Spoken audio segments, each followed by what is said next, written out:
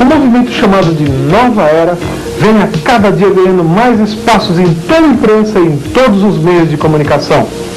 As livrarias, as bancas estão repletas de livros, de revistas que divulgam a ideologia da Nova Era.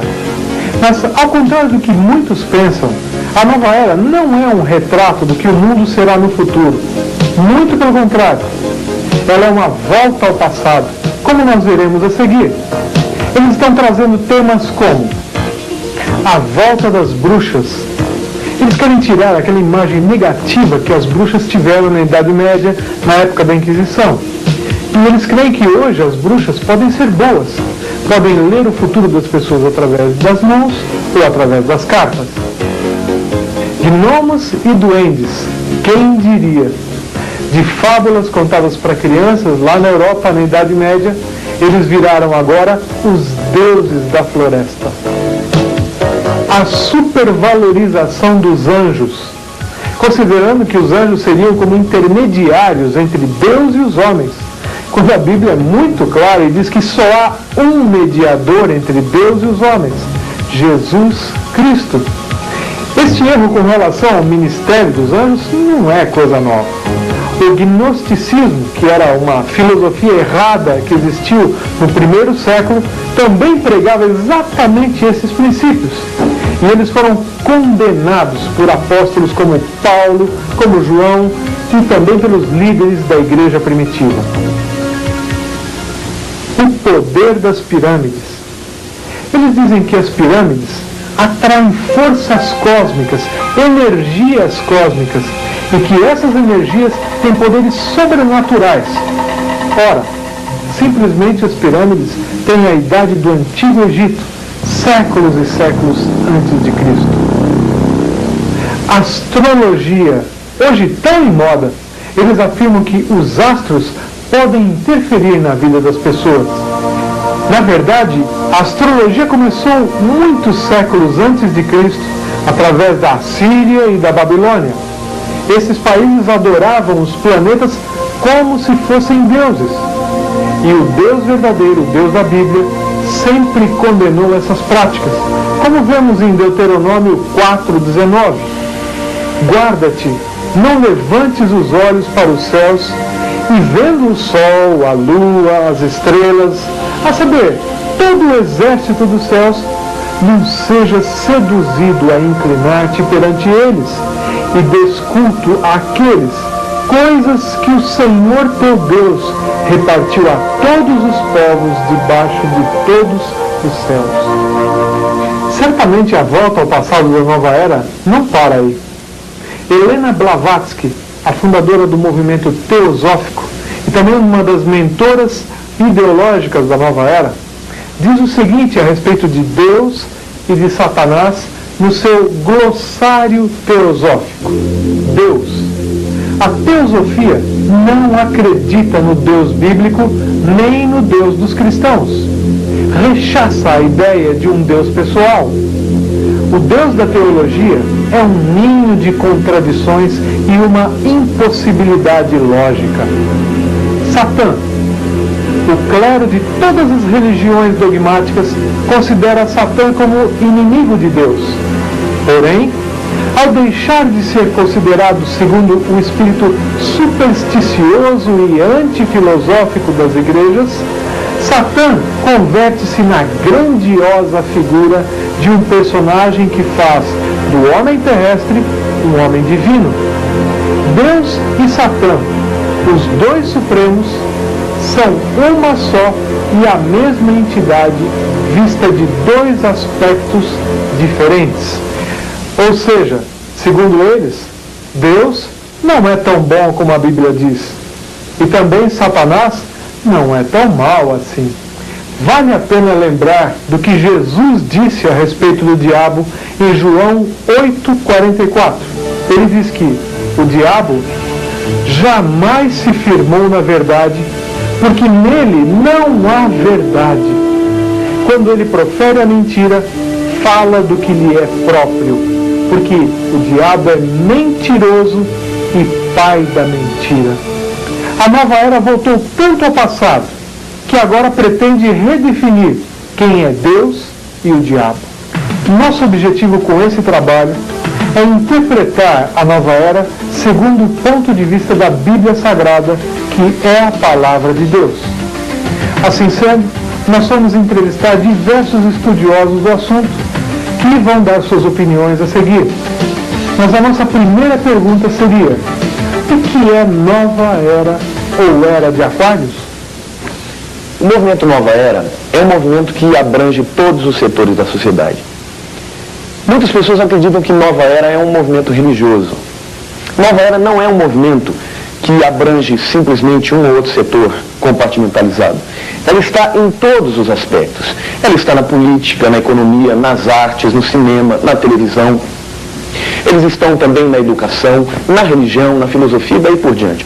Nós podemos dizer que a Nova Era é uma mega rede, porque é uma rede muito grande de organizações, indivíduos, entidades que estão relacionadas um com o outro a nível mundial e que estão também operando em todos os níveis da sociedade, tanto no aspecto econômico como político, social e educacional. Agora, por que Nova Era? E por que Era de Aquários? Isso é muito simples. Os astrólogos que estão aí imputando, introjetando as suas ideias entre os New Agers, como são chamados os adeptos da Nova Era, eles dizem o seguinte: que o Sol ele tem uma movimentação no zodíaco. E cada 2.100 anos aproximadamente, ele passa de um ponto para um outro ponto vernal, ou o ponto de primavera do Sol, como eles também chamam. Cada um desses pontos é uma era que se inicia. Por exemplo, na época de Jesus Cristo, quando ele veio aqui na Terra, o Sol estava na casa de Peixes. Então eles acreditam que nós estávamos debaixo da era de Peixes. E, consequentemente, Cristo teria vindo como um líder para impetrar, para introjetar todas as suas filosofias e ideologias, e que quando terminasse essa era, ou seja, ele já cumprisse o seu papel, deveria se entrar numa nova era, a Era de Aquários, que é a era que está se iniciando agora.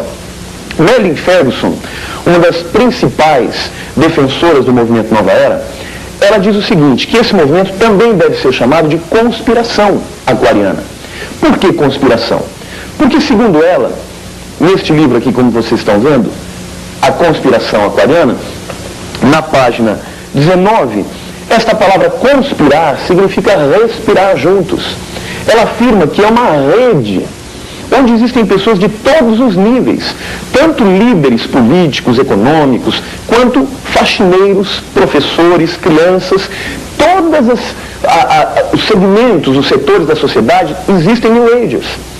E eles são como uma rede que, entrelaçada, caminham em direção a um único fim. Muitos deles nem sabem que isto é um movimento. Outro aspecto importante que nós citamos aqui é o fato de que, para ela, a nova era pressupõe uma mudança de paradigmas, ou seja, uma mudança de modelos. Ela acredita o seguinte, que existem alguns modelos que já foram cristalizados na sociedade que precisam ser rejeitados.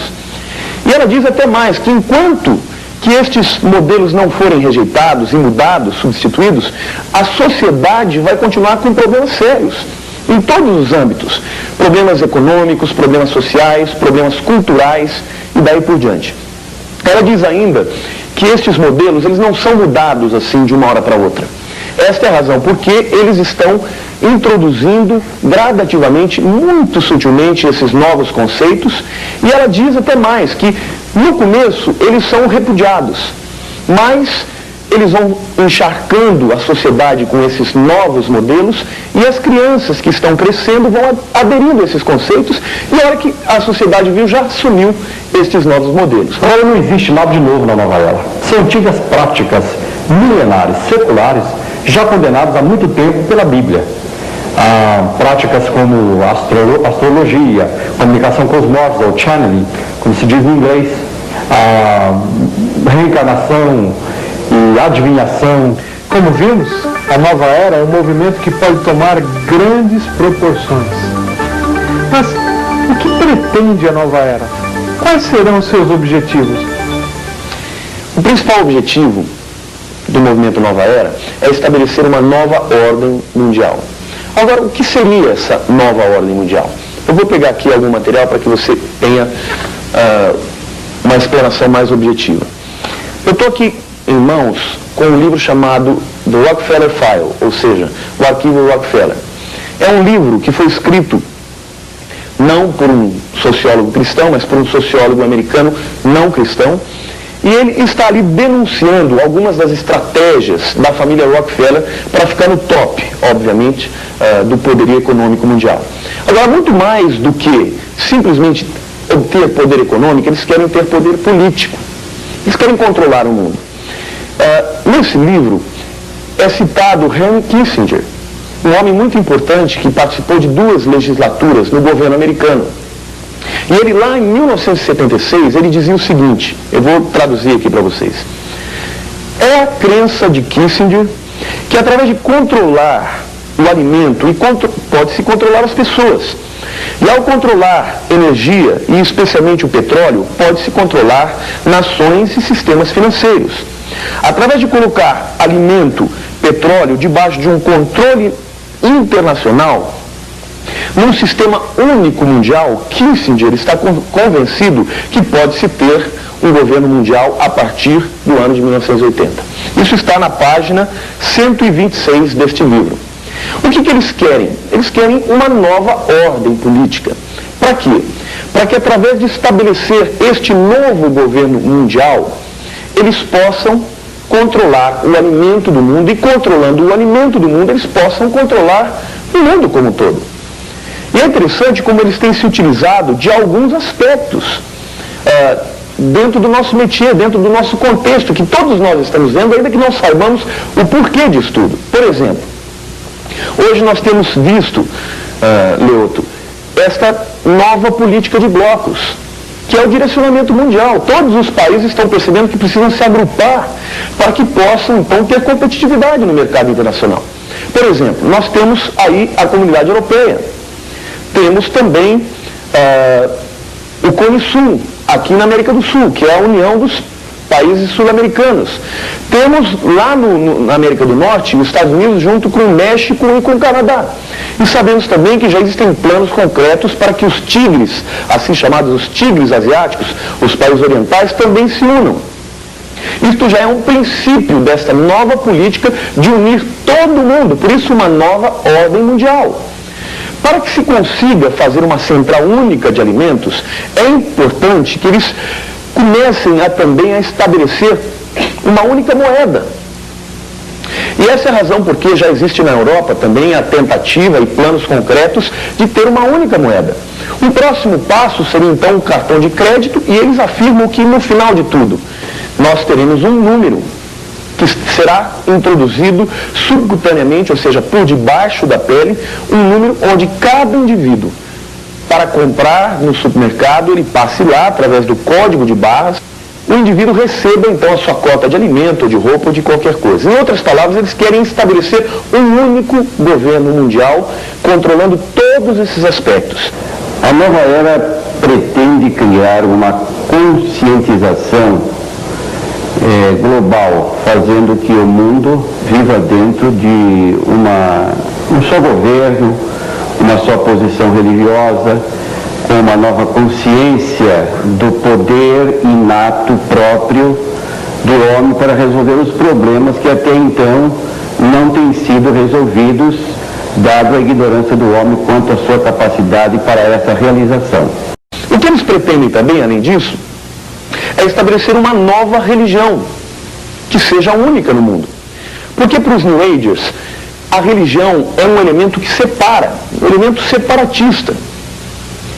Porque quando eu tenho uma crença diferente de alguém, eu não posso comungar com ele. Por isso eles propõem que caiam todas as barreiras étnicas, as barreiras religiosas, as barreiras psicológicas, morais, espirituais e daí por diante. O que eles dizem mais? Eles dizem, para que isso seja feito, todas as pessoas precisam aceitar o código de fé da outra. Ao invés de eu repudiar a fé do outro, eu aceito aquela fé. E para que isso seja operacionalizado, eles procuram estabelecer o ecumenismo ou o sincretismo religioso. O que é sincretismo religioso? É a união de todos os credos. Sim, no grego, com, uma preposição que dá a ideia de estar junto de. E cretismo vem de credo. Portanto, o sincretismo é unir todas as fés. E o ecumenismo propõe isso também, onde todas as religiões estejam unidas, aceitando umas às outras e até mesmo estabelecendo uma nova religião que seja produto de tudo isso.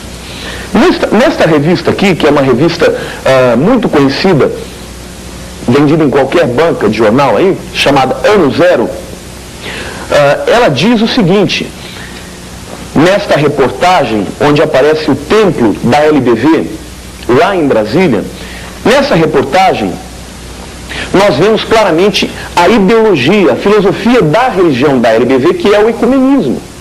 Agora, como pastor Leuto, eu posso comungar com alguém que não creia que Jesus Cristo é o único caminho? Como eu posso estar ao lado de alguém, partilhar da mesma fé, de alguém que crê que uma pessoa reencarnando, ela vai purgar, ela vai purificar, ela vai perdoar os seus pecados? É óbvio, não pode haver comunhão de luz com as trevas.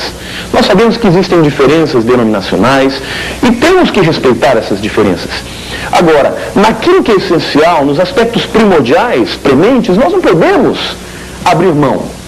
O sincretismo religioso é um golpe frontal contra a igreja verdadeira de Cristo, que não é uma igreja que defende placa, nem nome de igreja, mas a igreja espiritual, universal, que está em todo o mundo.